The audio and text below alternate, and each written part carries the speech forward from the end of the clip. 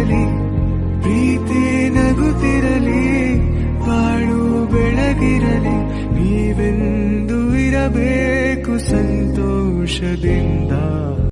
Hi everyone, this is my part 2 Goa vlog. So already ನಾನು first ವ್ಲಾಗ್ನ upload ಮಾಡಾಗಿದೆ, Goa part 1 ವ್ಲಾಗ್ನ. So ಒಂದು ಸತಿ ಹೋಗಿ ನೋಡ್ಕೊಂಬಂದ್ಬಿಡಿ, ಓಕೆನಾ? So this is my second part 2 vlog. So ಈಗ ನಾವು ರೆಸಾರ್ಟ್ಗೆ ಚೆಕ್ ಇನ್ ಆದ್ವಿ. ಸೊ ಬಂದ ತಕ್ಷಣ ಎಲ್ಲರೂ ಎಷ್ಟು ಚೆನ್ನಾಗಿ ನಮಗೆ ವೆಲ್ಕಮ್ ಮಾಡಿದ್ರು ಅಂದರೆ, ಸೊ ವೆಲ್ಕಮ್ ಜ್ಯೂಸ್ ಜೊತೆಗೆ ಒಂದು ಶಲ್ದು ಒಂದು ಹಾರ ಹಾಕಿದ್ರು. ಸೊ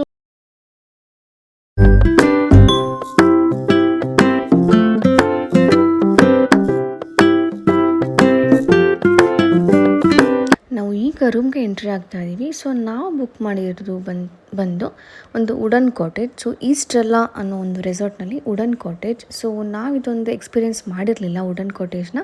ಸೊ ಹಂಗಾಗಿ ಈ ಸತಿ ಇದನ್ನು ಮಾಡೋಣ ಅಂತ ಅಂದ್ಕೊಂಡ್ವಿ. ಸೊ ಅದ್ರ ಜೊತೆಗೆ ನಾವು ಈ ಪ್ಲೇಸ್ ಬಂದು ಕ್ಯಾಲಂಗೋಟ್ ಬೀಚ್ ನಿಯರೇ ಇರೋದು. ಸೊ ಕ್ಯಾಲಂಗೋಟ್ನಲ್ಲೇ ಇರೋದು, ಇದು ನಿಯರ್ ಟು ಬೀಚ್. ಸೊ ಹಂಗಾಗಿ ಈ ಒಂದು ಪ್ಲೇಸ್ ಬೆಸ್ಟ್ ಅಂತ ಚೂಸ್ ಮಾಡಿಬಿಟ್ಟು ನಾವು ಮಾಡಿದ್ದು.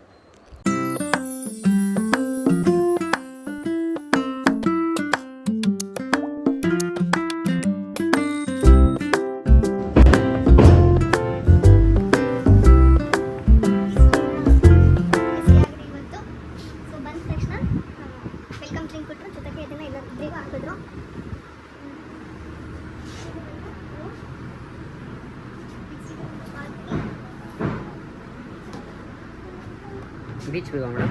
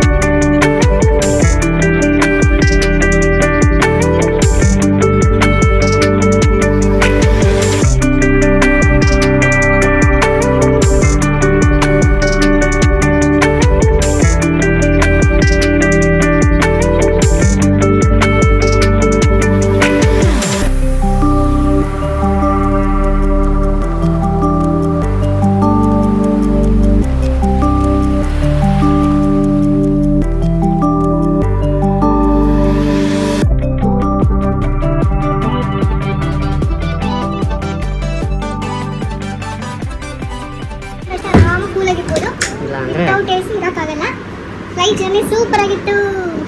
ಫ್ಲೈಟಲ್ಲಿ ಭಯ ಆಗಲಿಲ್ವಾ? ಫ್ಲೈಟ್ ಜರ್ನಿ ಭಯ ಸ್ಟಾರ್ಟಿಂಗ್ ಅಲ್ಲಿ ಸಕ್ಕತ್ ಭಯ ಇತ್ತು, ಆಮೇಲೆ ಸಕ್ಕತ್ತಾಗಿತ್ತು.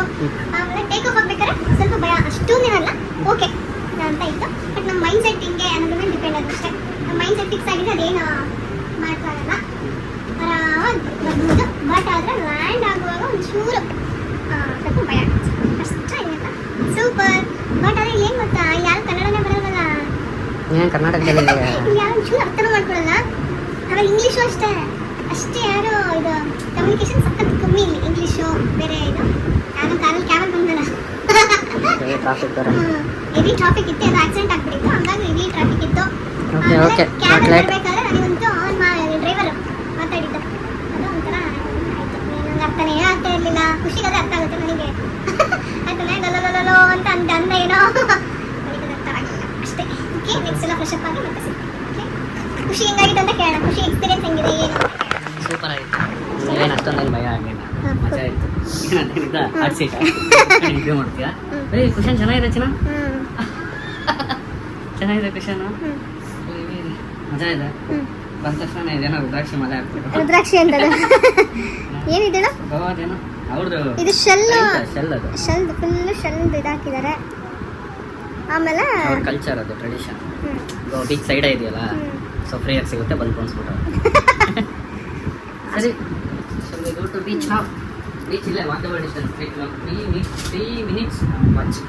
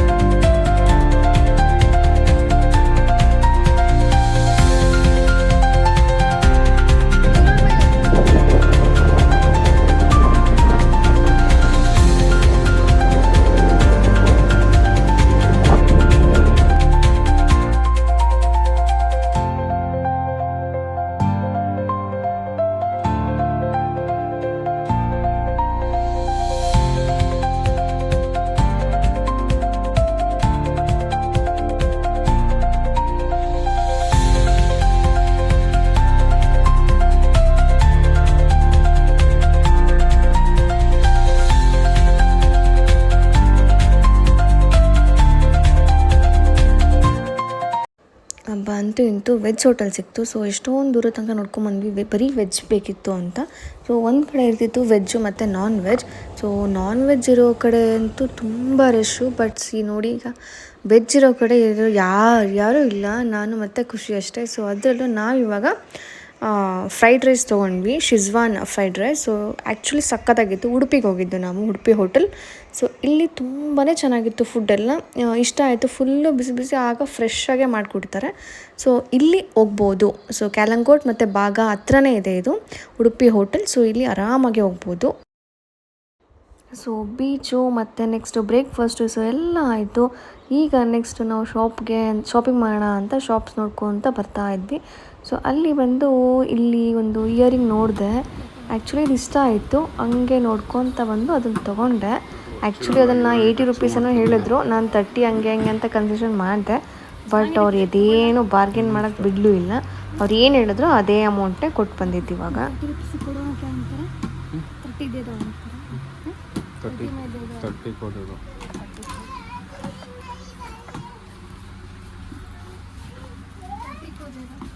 ಆ್ಯಕ್ಚುಲಿ ನನಗೆ ಹಿಂದಿ ಬರಲ್ಲ, ಬಟ್ ಆದರೆ ನಾನು ಅಲ್ಲಿ ಆ್ಯಕ್ಚುಲಿ ಕನ್ನಡ ಅರ್ಥ ಆಗಲ್ವಲ್ಲ ಅವ್ರಿಗೆ. ಸೊ ಹಂಗಾಗಿ ನಾನು ಹಿಂದಿ ಕಲ್ತಂಗಾಗುತ್ತೆ ಅಂತ ಖುಷಿ ಜೊತೆ ಕೇಳೋದು, ಮತ್ತು ಅವ್ರ ಜೊತೆ ಹೋಗ್ಬಿಟ್ಟು ರೆಸ್ಪಾನ್ಸ್ ಮಾಡಿ ಮಾತಾಡ್ಕೊಂಡು ಬರೋದು, ಹಂಗೆ ಮಾಡ್ತಿದ್ದೆ. ಹಂಗೆ ರೋಡಲ್ಲಿ ಫುಲ್ಲು ಟ್ಯಾಟೂಸೇ ಇತ್ತು, ಟ್ಯಾಟೂ ಶಾಪ್ಸು. ಬಟ್ ನನಗೆ ಅಷ್ಟು ಐಡಿಯಾ ಇಲ್ಲ, ಯಾಕೆಂದರೆ ನಾನು ಅಲ್ಲಿ ಟ್ಯಾಟೂ ಅಷ್ಟು ಹಾಕ್ಸಿಲ್ಲ. ಸೊ ಹಂಗೆ ಬಟ್ ಆದರೆ ರೇಟ್ ಮಾತ್ರ ಸ್ವಲ್ಪ ಕಮ್ಮಿನೇ ಇದೆ ಕಂಪೇರ್ಡ್ ಟು ಬ್ಯಾಂಗ್ಳೂರ್. ಬಟ್ ಅದು ಹಿಂಗೆಲ್ಲ ಯಾವ ಥರ ಯೂಸ್ ಮಾಡ್ತಾರೆ ಏನೋ ಅಂತ ಅದ್ರ ಬಗ್ಗೆ ಐಡಿಯಾ ಇಲ್ಲ.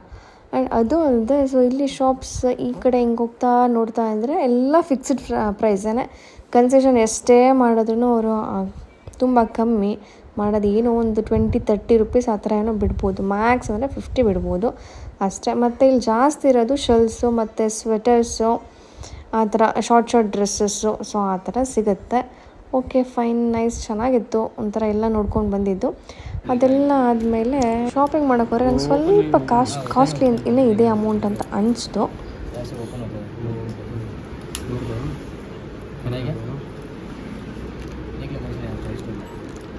ಆ್ಯಂಡ್ ಅದು ಅಲ್ಲದೆ ಲಕ್ಕಿ ಚಾರ್ಮು ತುಂಬ ಕಡೆ ಇತ್ತು.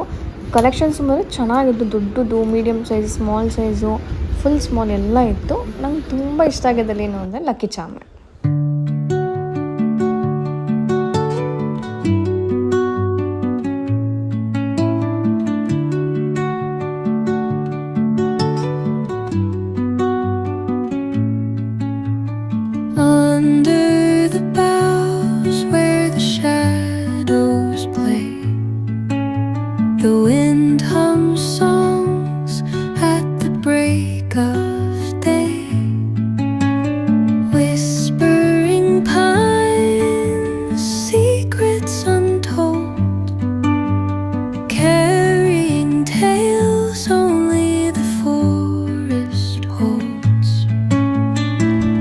Tibetan market. ಸೊ ಇಲ್ಲಿ ಓಕೆ ಚೆನ್ನಾಗಿತ್ತು, ಬ್ಯಾಗ್ಸ್ ಸ್ವಲ್ಪ ಚೆನ್ನಾಗಿತ್ತು. ಬಟ್ ನಾನೇನು ಅಷ್ಟು ತೊಗೊಂಡಿಲ್ಲ, ಅಷ್ಟೊಂದು ನನಗೇನು ಇಷ್ಟ ಆಗಲಿಲ್ಲ ಯಾವುದು.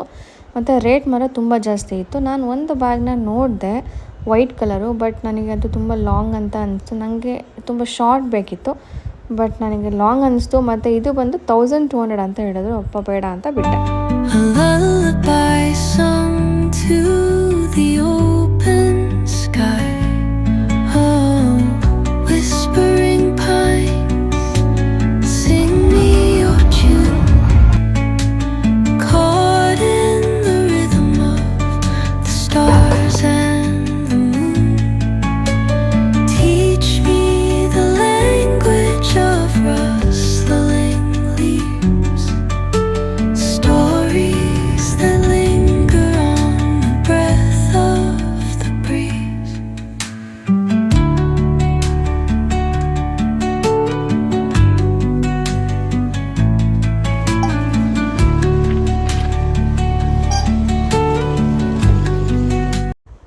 ಇದು ಬಂದು ನನ್ನ ಸೆಕೆಂಡ್ ಡೇ ಗೋವಾದಲ್ಲಿ. So continue vlog. ಎಲ್ರಿಗೂ ಗುಡ್ ಮಾರ್ನಿಂಗ್. ಸೊ ಈಗ ನಾವು ಆ್ಯಕ್ಚುಲಿ 7 o'clock ಹೋಗಬೇಕು ಅಂತಿದ್ವಿ ಬೀಚ್ ಹತ್ರ. ಬಟ್ ಮಳೆ ಅಂದರೆ ಮಳೆ ಬಂತು. ಸೊ ಹಂಗಾಗಿ ಇವಾಗ ಹೋಗ್ತಾ ಇದ್ದೀವಿ.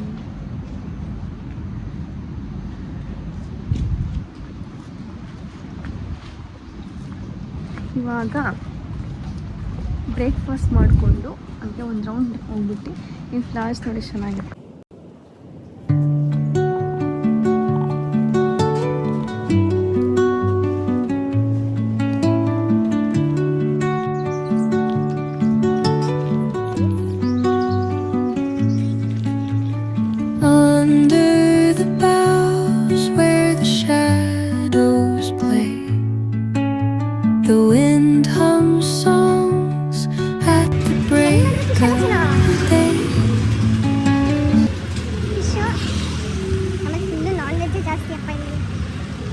ವೆಜಿಟೇರಿಯನ್ಸಿಗೆ ಚೆನ್ನಾಗಿರುತ್ತೆ. ಈಗ ಇನ್ನೊಂದೇನು ಅಂದರೆ ವೆಜ್ ಹೋಟೆಲಿಗೆ ಹೋದರೆ ಒಬ್ಬರು ಇರಲ್ಲ.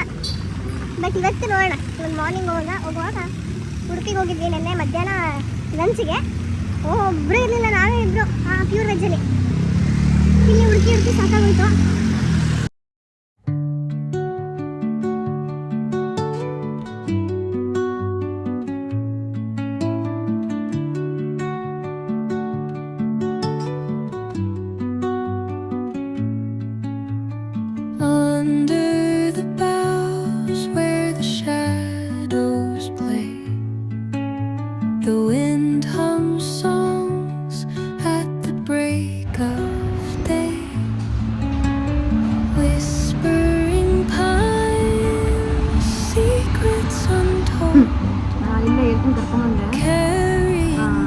ಪ್ಯೂರ್ ವೆಜ್ಜಲ್ಲಿ ಯಾರು ಇರಲ್ಲ ಅಂತ 3 ಜನ ಇದ್ದಾರೆ.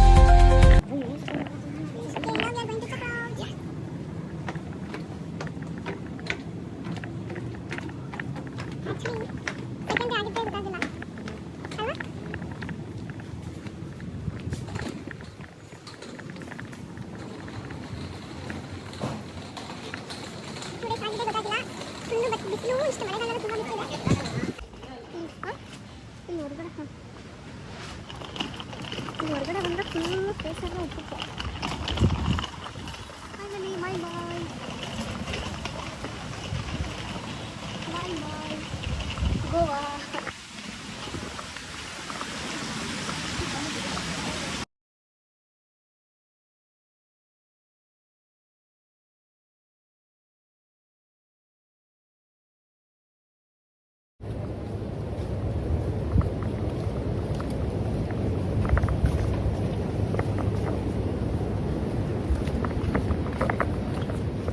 ಆ್ಯಕ್ಚುಲಿ ನಾವು ರೂಮ್ ಏನಕ್ಕೆ ಬುಕ್ ಮಾಡಿದ್ದು ಅಂತ ಅಂದರೆ ಅಲ್ಲಿ ರೆಸಾರ್ಟ್ ಅಂತ ಅಂದರೆ ಅಲ್ಲಿ ರೆಸಾರ್ಟ್ ಇದೆ ಅಂತಂದರೆ ಅಲ್ಲಿಂದ ಡೈರೆಕ್ಟ್ ಇಲ್ಲಿ ಬೀಚ್ ಸಿಗುತ್ತೆ. ಸೊ ಹಂಗಾಗಿ ನಾವು ಇಲ್ಲಿ ರೂಮ್ನ ಬುಕ್ ಮಾಡಿದ್ದು ಅಲ್ವಾ ಖುಷಿ ಅವರೇ. ಪಾರ್ಕಿಂದ ಎಂಟ್ರಿ ಬೀಚ್ಗೆ. ಸೊ ಅದು ಒಂದು ಇಷ್ಟ ಆಯಿತು. ನೋಡಿ ವೇ ಟು ಬೀಚ್. ನಾವೆಲ್ಲೂ ಸಿಟಿ ಆ ಕಡೆ ಎಲ್ಲ ಹೋಗೋದೇ ಬೇಡ. ಇದೆ ಕ್ಯಾಲಂಗೋಟ್ ಬೀಚ್. ಕ್ಯಾಲಂಗೋಟ್ ಬೀಚ್ ಇಲ್ಲಿ ನೋಡಿ, ಇಲ್ಲಿ ಎಷ್ಟು ವ್ಯೂಸ್ ಕಳಾಗ ಕಾಣ್ತಿದೆ. ಬಟ್ ಇಲ್ಲಿ ಕ್ಯಾಮ್ರಾದಲ್ಲಿ ಅಷ್ಟು ಚೆನ್ನಾಗಿ ಅನಿಸ್ತಾ ಕಾಣ್ತಾ ಇಲ್ಲ. ಬಟ್ ರಿಯಲ್ ಆಗಿ ಬಂದರೆ ಚೆನ್ನಾಗಿರುತ್ತೆ. ಇದೆ ಇಲ್ಲೇ ಹೋದರೆ ಇಲ್ಲೇ ಬೀಚ್. ಸೊ ಹಂಗಾಗಿ ನಾವಿಲ್ಲಿ ರೆಸಾರ್ಟ್ನ ಪ್ಲ್ಯಾನ್ ಮಾಡಿದ್ದು. ಮತ್ತು ಇದು ವುಡನ್ ಕಾಟೇಜ್. ಸೊ ಅದು ಒಂದು ಎಕ್ಸ್ಪ್ಲೋರ್ ಮಾಡೋಣ. ಸೊ ಹಂಗಾಗಿ ನಾವಿಲ್ಲಿ ಬುಕ್ ಮಾಡಿದ್ದು. ಅದು ಒಂದು ಎಕ್ಸ್ಪ್ಲೋರ್ ಮಾಡೋಣ ಅಂತ ಅನಿಸ್ತು. ಜೊತೆಗೆ ಬೀಚು ನಿಯರ್ ಇದೆ. ಸೊ ಹಂಗಾಗಿ ಮಾಡಿದ್ವಿ.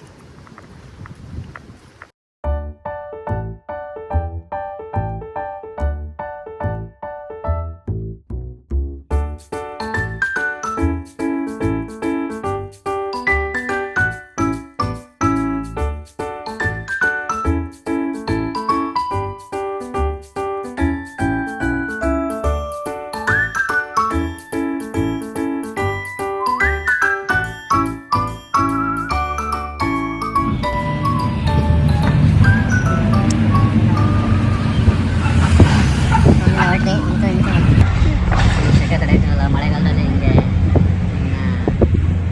ಬಂದಿದ್ದೀವಿ ಸಮ್ಮರಲ್ಲೂ. ಬಟ್ ಆ ಎಕ್ಸೈಟ್ಮೆಂಟ್ ಇತ್ತಲ್ಲ ಅದು ಇಲ್ಲ.